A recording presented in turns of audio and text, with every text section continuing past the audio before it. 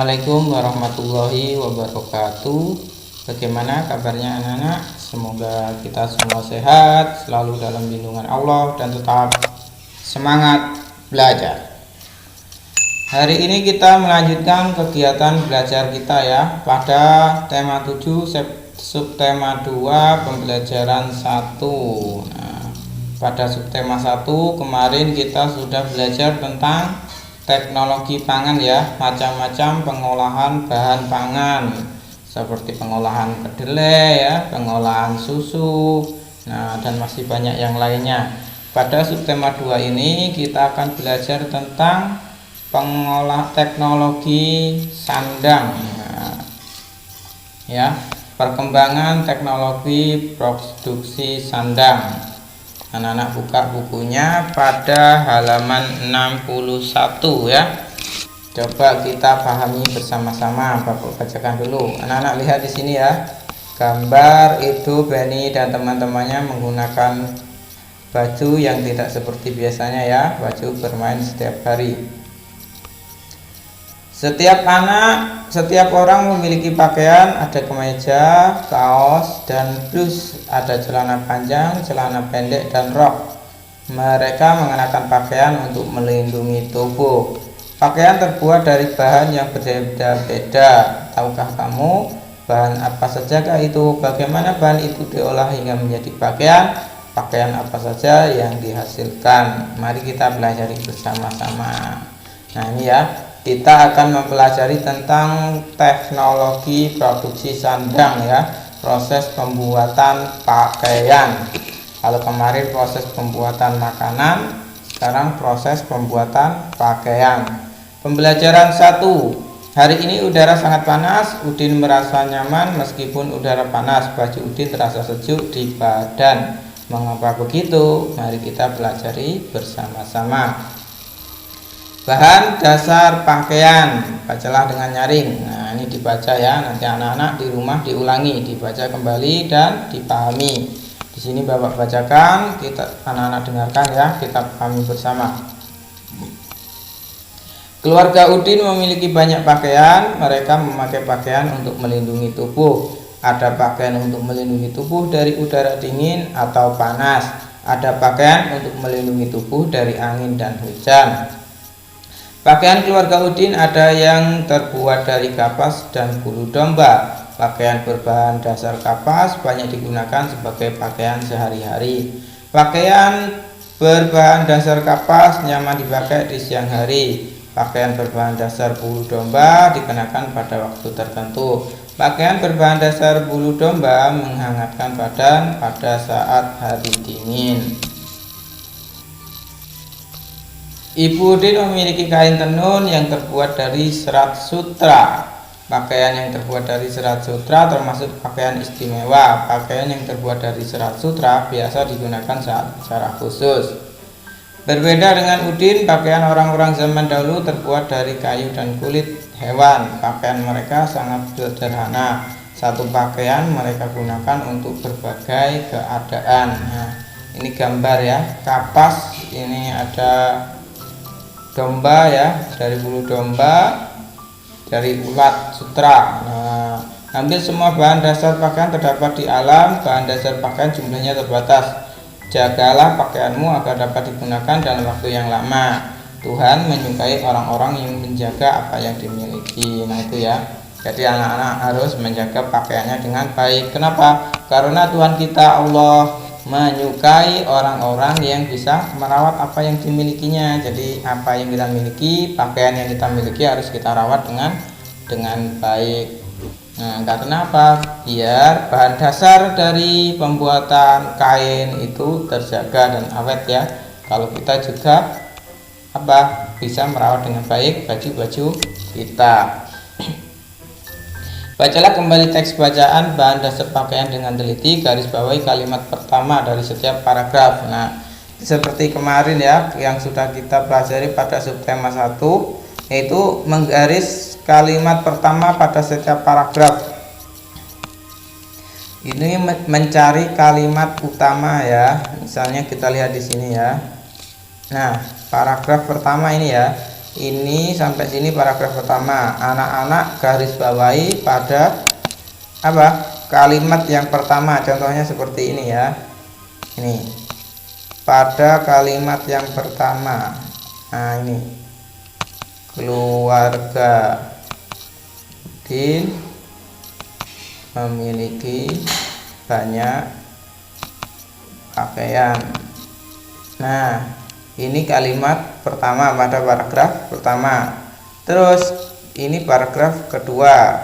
Kalimat pertamanya ini ya. Pakaian keluarga Udin ada yang terbuat dari kapas dan bulu domba. Nah, ini kalimat pertama atau kalimat utama pada paragraf ya. Nah, ini pada paragraf pertama, ini paragraf kedua. Terus paragraf ketiganya mana? Ini ya. Ini paragraf 3 sampai sini. Nah, anak-anak garis kasih tanda pada kalimat pertamanya. Seperti ini ya. Nah, terus pada paragraf ketiga, paragraf keempat yang ini ya, ini paragraf keempat. Terus dikasih tanda pada kalimat pertama.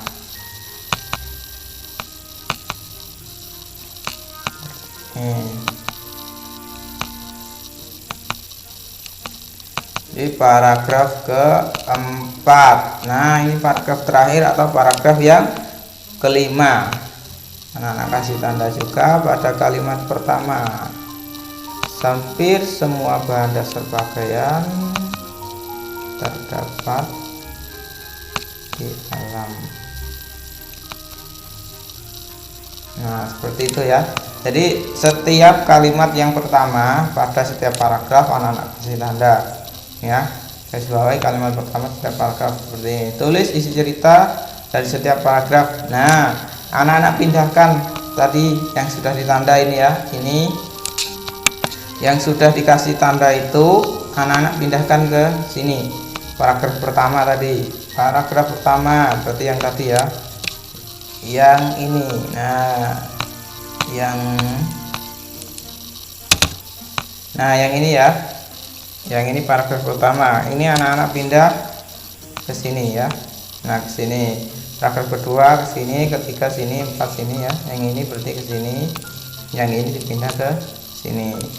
Kamu sudah menemukan isi cerita dalam setiap paragraf. Informasi apa saja yang kamu dapatkan dari setiap paragraf, tuliskan jawaban dengan kalimat sendiri. Nah, setelah anak-anak menuliskan ini semua, nah ini ya, anak-anak membuat sebuah ringkasan ini intinya ya. Nanti anak-anak tuliskan kira-kira isi dari bacaan ini, Pak. Intinya dari bacaan bahan dasar pakaian itu apa? Anak-anak tuliskan di sini ya. Atau ringkasannya. Seperti itu ya. Nah, jadi anak-anak harus paham dulu bacaan ini. Nah, baca dan dipahami. Setelah itu cari kalimat utamanya ya. Kalimat pertama pada setiap paragraf. Setelah itu anak-anak tuliskan informasi yang anak-anak dapatkan dari bacaan ini. Seperti itu ya. Bapak lanjutkan. Ayo mencoba. Ibu Udin memiliki kain kesayangan. Kain Ibu Udin terbuat dari serat sutra. Udin mengamati motif pada kain. Udin menemukan beberapa motif bangun datar pada kain. Ia menggambar beberapa motif yang ditemukan. Nah, ini batik ya. Nah, ini motifnya berbeda-beda. Kemudian Udin menggambar salah satu bentuk bangun datar di atas kertas. Udin menggunting kertas mengikuti bentuk bangun datar. Lalu Udin melipat kertas hingga sama besar dan saling menutupi. Lakukanlah seperti Udin, hitung banyak cara melipat yang kamu dapatkan. Bentuk-bentuk yang dapat menutupi semua bagian kertas dengan tepat saat dilipat disebut bentuk yang memiliki simetri lipat. Nah, ini tentang simetri lipat ya. Ketika ada ini ya, kertas ya berbentuk persegi, dia dilipat dan saling menutupi, itu berarti simetri lipat dari bangun tersebut. Kita lihat contohnya di sini ya. Nah, ini cara menentukan simetri lipat. Simetri lipat dapat ditemukan melalui percobaan. Simetri lipat juga dapat ditemukan dengan membuat sumbu simetri, yaitu garis yang membagi dua bangun datar dan saling menutupi. Mari kita membuat sumbu simetri bangun persegi panjang. Nah, Ini bangun persegi panjang ya. Ini kita cari simetri lipatnya. Nah, lipat menjadi dua bagian sama ini. Nah, ini ya. Ini garis simetri lipat. Ketika dia dilipat saling menutupi ini ya. Nah, saling menutupi ya. Ini dilipat, ini tertutup oleh ini. Nah, namanya itu simetri lipat ya. Simetri lipat dari persegi 4. Terus yang kedua simetri dari persegi ya. Persegi panjang ini ya. Kita lipat ini, kita lurus ya. Vertikal kita lipat secara horizontal ya, menyamping ini. Nah, garis ke sini. Ini dilipat jadinya seperti ini. Ini saling menutupi ya. Nah, ini berarti simetri lipat dari persegi panjang ini ya. Berarti ada 1 2 simetri lipat. Terus kita lihat yang ketiga, dia dilipat secara diagonal atau miring ya. Ini miring atau diagonal. Ketika ini ditutupkan, ternyata ini bagian sini tidak tertutup. Nah, ini berarti bukan simetri lipat. Ini bukan termasuk simetri lipat dari persegi panjang. Nah, dari percobaan ini kita dapat mengetahui bahwa persegi panjang mempunyai berapa? 2 simetri lipat. Seperti itu ya. Ini 1, ini 2. Yang ini tidak ya, karena ini tidak bisa saling menutupi. Maka ini bukan simetri lipat. Seperti itu ya. Kita lanjutkan, yaitu berlatih. Buatlah satu bentuk bangun datar yang kamu inginkan. Belajar mencari banyak simetri lipat. Nah, anak-anak ini mencari bentuk yang lain. Misalnya di sini ada persegi panjang. Misalkan anak-anak membuat bentuk persegi. Nah, anak-anak buat di sini ya. Nanti anak-anak praktekkan di rumah. Bentuk persegi itu anak-anak potong dengan gunting ya. Membuat dari kertas. Kemudian anak-anak lipat seperti ini. Kira-kira ada berapa simetri lipat? Nah, banyak simetri lipat ada berapa? Misalnya ada 3. Nah, tuliskan di sini 3. Seperti itu ya. Anak-anak ini melakukan percobaan mencari simetri lipat dari bangun datar. Seperti itu ya. Oke, sekian pembelajaran kita ya. Pada pembelajaran pertama subtema 2 ya. Subtema 2 pembelajaran 1. Kita mengenal tentang pengolahan teknologi produksi sandang ya, tentang proses pembuatan pakaian atau bahan dasar pembuatan pakaian. Tadi ada apa saja? Ada yang dari sutra ya, ada yang dari kapas, ada yang dari bulu domba. Jadi pakaian yang kita pakai itu bermacam-macam bahan dasarnya ya. Jadi pakaian yang kita pakai itu proses pembuatannya juga ada, nanti kita pelajari. Jadi anak-anak perhatikan, anak-anak baca kembali tadi bacaannya dengan teliti dan dipahami, terus dikerjakan tugas-tugasnya ya. Jangan lupa. Terus percobaan simetri lipat tadi. Nah, nanti anak-anak pahami yang tadi Bapak sampaikan, anak-anak dengarkan, lalu anak-anak praktekkan di rumah, dicoba ya. Oke, sekian pembelajaran hari ini, semoga bermanfaat. Walaupun di rumah harus tetap semangat belajar.